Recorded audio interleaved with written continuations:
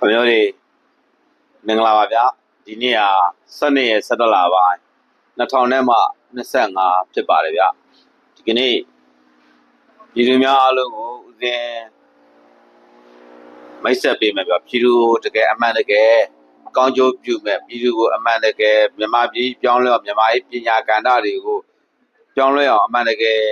ပေါ့နော်ရွေးချယ်တဲ့နဲ့အမှန်လောင်းတအူးကိုဦးဇင်းရွေးချယ်ပေးမှာဖြစ်ပါတယ်ဗျအဲ့ဒီအမှန်လောင်းကဘယ်ရလဲဆိုရင်ဂျန်ခိုင်ရေးပါတီကမိထီလာပြည်သူ့လွှတ်တော်ကိုယ်စားလှယ်လောင်းကနေဝင်းပြိုင်မဲ့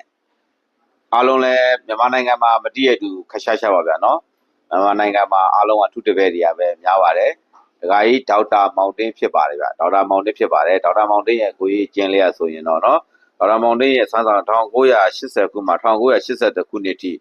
ရန်ကုန်စစ်တပ်ကတော်တည်းရဲ့ရူပဗေဒဌာနတွင်တရုတ်ပြအဖြစ်စတင်လုပ်ကိုင်ခဲ့ပြီး1982ခုနှစ်ဇန်နဝါရီ1ရက်နေ့မှ1992ခုနှစ်ဒီဇင်ဘာလ3ရက်နေ့အထိရန်ကုန်တက္ကသိုလ်တွင်တရုတ်ပြလက်ထောက်ကတိကယာရုများဖြင့်အလုပ်လုပ်ပြီး1993ခုနှစ်ဇန်နဝါရီ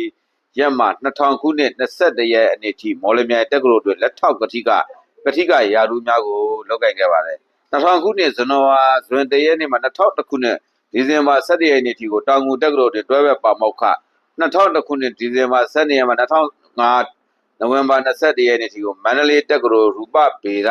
ဌာနပါမောက္ခဌာနမှုဖြစ်လာသည်တဲ့နော်ထိုတော့အတွင်းမှာ2004ခုဇန်နဝါရီ18ရက်မှ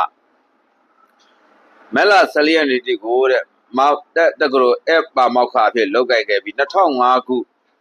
နိုဝင်ဘာ20ရက်နေ့ထိ2009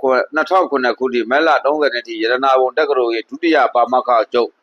2009 AB လ1ရက်နေ့မှ2008ဇွန်26ရက်နေ့ထိအဆင့်မြင့်ပညာရေးဦးစီးဌာနအထက်မြန်မာပြည်ဒုတိယညွှန်ကြားရေးမှူးဖြစ်ဆောင်ရွက်ခဲ့ပြီးထို့နောက်2008ခုနှစ်ဇွန်လ2009ရက်2014မက်လထိမှာမိထီလာတက္ကသိုလ်ပါမောက္ခချုပ်2014ခုနှစ်မက်လ6ရက်နေ့မှာ2015ခုနှစ်ဇူလိုင်30ရက်နေ့ထိမန္တလေးတက္ကသိုလ်ပါမောက္ခအဖြစ်တာဝန်ထမ်းဆောင်2015အတွက်မန္တလေးတက္ကသိုလ်ပါမောက္ခအဖြစ်တာဝန်ထမ်းဆောင်ရင်ဝန်ထမ်းဘဝမှာအငြိမ်းစားယူခဲ့ပါတယ်တဲ့နော်2015မှာအဲ့မှာအဲ့လိုပညာရေးကဏ္ဍမှာဆိုလို့ရှိရင်တခါကြီးဒေါက်တာမောင်တေးဟာဒါမြန်မာပြည်အနှံ့မှာသူဂျာရီယာသူစစ်စစ်နဲ့ယူခဲ့ဒါအရေးချင်းရှိတဲ့အတွက်ကြောင့်သူဒီဒါမျိုးထမ်းဆောင်ခဲ့လှုပ်ဆောင်ခဲ့တာပေါ့ဗျာနော်တကယ်ဒီထက်ပိုပြီးအော်စရာ2015မှာ NLD ကတောင်ပြိုကမ်းပြိုမဲနိုင်ခဲ့တောင်ပြိုကမ်းပြိုမဲနိုင်ခဲ့တယ်ဆိုပေမဲ့လည်းမိထီလာနယ်မှာလုံးဝမနိုင်ခဲ့ပါဘူး2015မှာမိထီလာနယ်မှာဒေါက်တာမောင်တေးဟာ NLD ကလူတွေဒါအပြတ်တဲ့မဲဖြုတ်ခဲ့တယ်ပေါ့ဗျာနော်ဒေါက်တာမောင်တေးက2015မှာလဲဒါမိထီလာမြို့နယ်မှာဝင်ရောက်